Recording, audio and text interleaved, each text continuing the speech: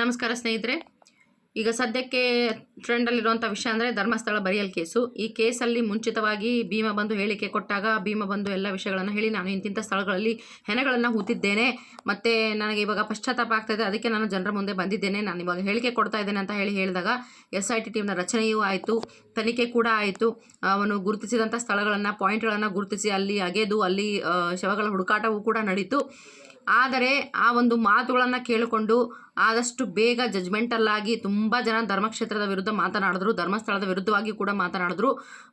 ಏನು ಧರ್ಮಸ್ಥಳದ ಶ್ರೀ ಮಂಜುನಾಥ ಸ್ವಾಮಿಯವರೇ ಬಂದು ಕೊಲೆಗಳನ್ನು ಮಾಡಿರೋ ಥರ ಧರ್ಮಸ್ಥಳವನ್ನು ಬಾಯ್ಕಾಟ್ ಮಾಡಿ ಧರ್ಮಸ್ಥಳಕ್ಕೆ ಹೋಗಬೇಡಿ ಅಂತ ಎಲ್ಲ ಕೂಡ ಮಾತನಾಡಿದ್ರು. ಅದೇ ಭೀಮ, ಅದೇ ಮಾಸ್ಕ್ ಮ್ಯಾನ್ ಇವತ್ತಿನ ದಿನ ಬಂದು ನನಗೆ ಇದು ಬೇರೆಯವರು ಹೇಳ್ಕೊಟ್ಟಿದ್ದು, ಇದು ನನ್ನ ಮಾತುಗಳಲ್ಲ, ಅವರು ಹೇಳಿದಂತೆ ನಾನು ಹೇಳಿದ್ದೇನೆ ಅಂತ ಹೇಳ್ತಾ ಇದ್ದಾನೆ.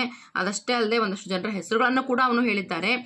ಗಿರೀಶ್ ಮಠನ್ ಅವರ ಹೆಸರು ಹೇಳಿದ್ದಾನೆ, ಮತ್ತು ಸೋಮನಾಥ್ ನಾಯಕ್ ಅವರ ಹೆಸರು ಹೇಳಿದ್ದಾನೆ, ಮತ್ತು ತಿಮರೋಡಿಯವರ ಹೆಸರನ್ನು ಹೇಳಿದ್ದಾನೆ. ಇದ್ರ ಜೊತೆಗೆ ಮಾವೋವಾದಿಗಳಿಗೂ ಹಾಗೂ ನಕ್ಸಲೈಟ್ರಿಗೂ ಈ ವಿಷಯಕ್ಕೆ ಸಂಬಂಧ ಇದೆ, ಅವರೊಂದಿಗೆ ಲಿಂಕ್ ಇದೆ ಅಂತ ಕೂಡ ಹೇಳ್ತಾ ಇದ್ದಾನೆ.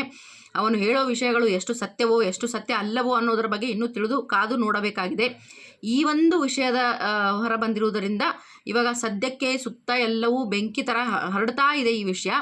ಈಗ ಇನ್ನೂ ಏನೇನಾಗುತ್ತೆ ನೋಡಬೇಕಾಗಿದೆ. ಈ ವಿಷಯದ ಬಗ್ಗೆ ತಮ್ಮ ಅನಿಸಿಕೆಯನ್ನು ನನಗೆ ದಯಮಾಡಿ ಕಮೆಂಟ್ ಮೂಲಕ ತಿಳಿಸಿ. ಮತ್ತೇನಾದರೂ ಹೊಸ ಅಪ್ಡೇಟ್ ಇದ್ದರೆ ಮತ್ತೆ ನನ್ನ ಅನಿಸಿಕೆಗಳನ್ನು ಇದೇ ಚಾನಲಲ್ಲಿ ಮುಂದೆ ತಿಳಿಸ್ತಾ ಇರ್ತೀನಿ. ಈ ವಿಷಯದ ಬಗ್ಗೆ ನನ್ನ ಅನಿಸಿಕೆಯನ್ನು ಡೀಟೇಲ್ ಆಗಿ ಯೂಟ್ಯೂಬ್ ಚಾನಲಲ್ಲಿ ಒಂದು ವಿಡಿಯೋ ಕೂಡ ಅಪ್ಲೋಡ್ ಮಾಡಿದ್ದೇನೆ. ದಯಮಾಡಿ ಯೂಟ್ಯೂಬ್ ಚಾನಲ್ನ ಸಬ್ಸ್ಕ್ರೈಬ್ ಮಾಡಿ ಎಲ್ಲರೂ, ಮತ್ತು ನನಗೆ ಸಪೋರ್ಟ್ ಮಾಡಿ ಅಂತ ಹೇಳ್ತಾ ಇದ್ದೇನೆ. ಈ ವಿಚಾರದ ಬಗ್ಗೆ ತಮ್ಮ ಅನಿಸಿಕೆ ಏನಾದರೂ ಇದ್ದರೆ ನನಗೆ ಕಮೆಂಟ್ ಮೂಲಕ ತಿಳಿಸಿ. ಆ ಒಂದು ವಿಷಯಗಳ ಬಗ್ಗೆ ಕೂಡ ನಾನು ಹಂಚ್ಕೊಳ್ಳೋದಕ್ಕೆ ಪ್ರಯತ್ನ ಮಾಡ್ತೇನೆ. ಮತ್ತೆ ಮುಂದಿನ ವಿಡಿಯೋದಲ್ಲಿ ಭೇಟಿಯಾಗೋಣ. ಅಲ್ಲಿವರೆಗೂ ನಮಸ್ಕಾರ.